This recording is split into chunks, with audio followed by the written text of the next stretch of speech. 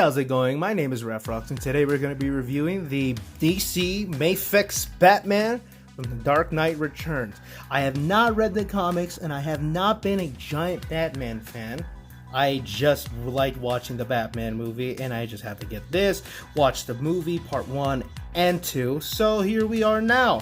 So let's get this underway. You got this beautiful look for the figure inside. You got a beautiful product shot right there. Dark Knight Returns logo right there. Mafex, Metacom, you get the gist. You got the authentic sticker of Metacom / Mafex right here. I got this from StockX, so it's 100% verified. You got some product shots in the back. That is looking amazing. That one's great. Fantastic product shots. Got some more product shots here. Some more on the side. Fantastic. Now let's get this figure out of the packaging. And here's the figure out of the packaging. This figure is fantastic. However, I only have one little complaint about it, but we will get to that soon enough. But let's go into the posability, the details, and the accessories. This figure is looking really great, but I still have that one complaint, and I'll talk about it as soon as I can. But let's check out the posability on this beautiful bastard. For a big, bulky, solid figure, he can look up that far, down that far. He can move his head side to side, and head tiltage. Really good amount of head tiltage. Some ab crunch here in the diaphragm joint, so you can crunch him forward that much. And there's another joint around the bottom, so you can try to push it a bit more.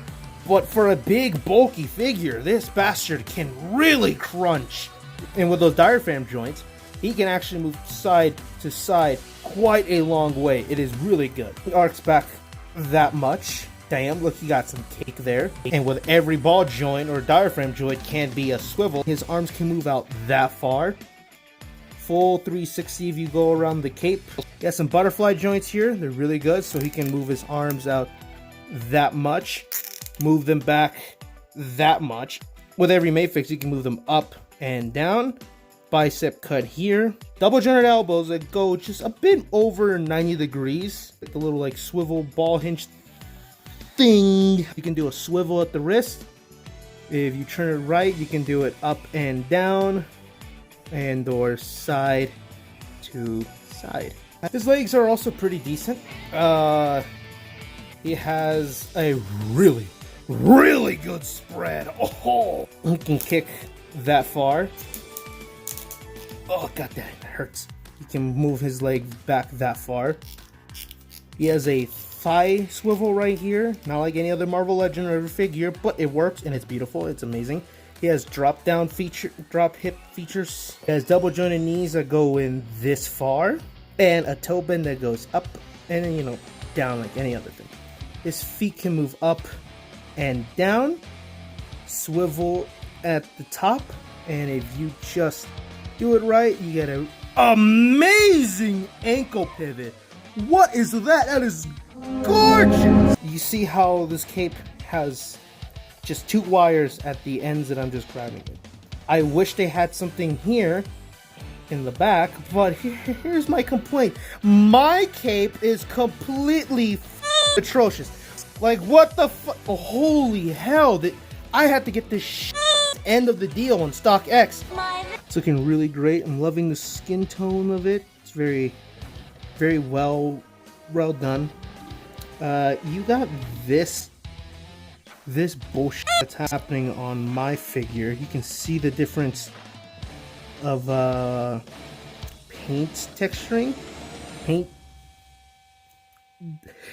One of them is more matte than the other. That's what I'm trying to say. It's kind of bullshit. But at first glance, you can't really see it. But when you start looking at it, it kind of gets annoying. But at least there's texturing on the actual bat logo.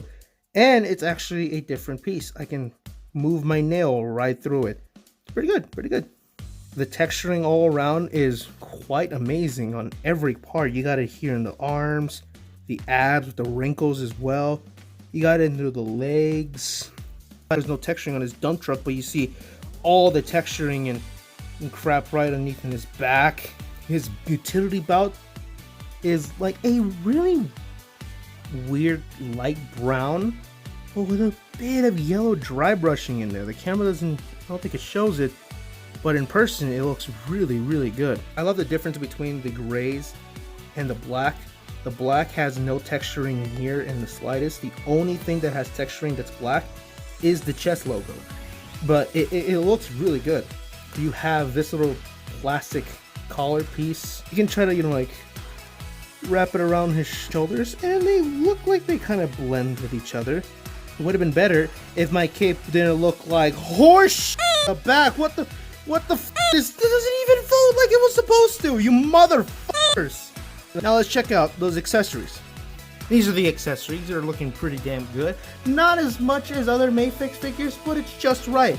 And if you think I'm putting that stand from the previous shot, you're wrong. I'm gonna keep it on here. I hate these stands. I hate them with all my life. They're ass cheeks. Get the out of here.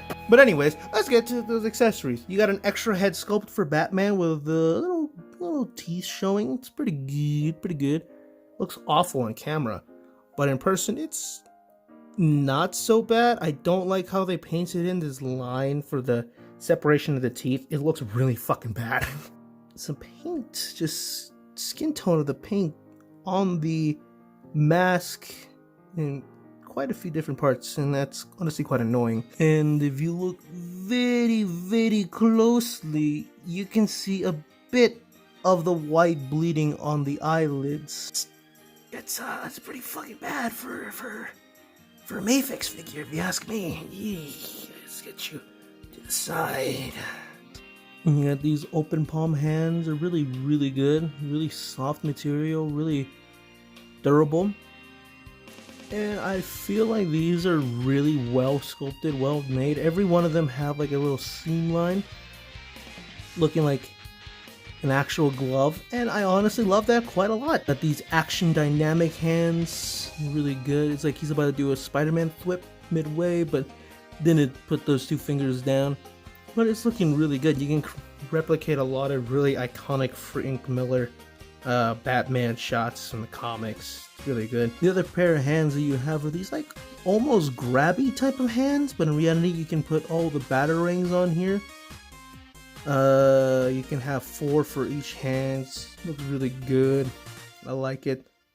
But I'm scared of having those batarangs around because I don't want to lose them. They're tiny. You have these almost grabby type of hands. I'm certain they're for holding the cape. I'm only going to grab one. There's like 8 of them, but Christ, these are tiny.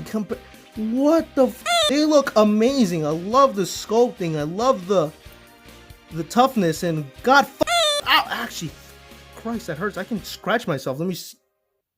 I don't want to mess with these because I'm certain I'll lose them. So it's time to do some size comparisons. McFarlane the Batman figure, Mattel's Shazam, Mattel's Dr. Zavanna, Mafex Spider-Man from Far From Home, Mafex John Wick, Rainbow Dash again, my Spider Sona. Follow me on Instagram for more. And a Lego Batman, and the Mafex Armored Batman. This figure is really amazing. I'm not gonna lie, it's really great. Just my only complaints about it are the stupid ass paint bullshit here, and the wrinkly ass cape, and the fucking goofy shit that happened to the second head sculpt. But if you wanna, get rid of that for the review, I'd give it a solid 9 out of 10. It's really good, really well made. I love posing this figure around. It's looking great, and I can't wait to get the Superman one. I got that bitch pre-order. Son of a bitch, F my wallet. You got to swing, but you got to save your soul. Swing what you got for it gets old. When troubles get around, I fucking looked at a trash can. I said, that's a bit sussy.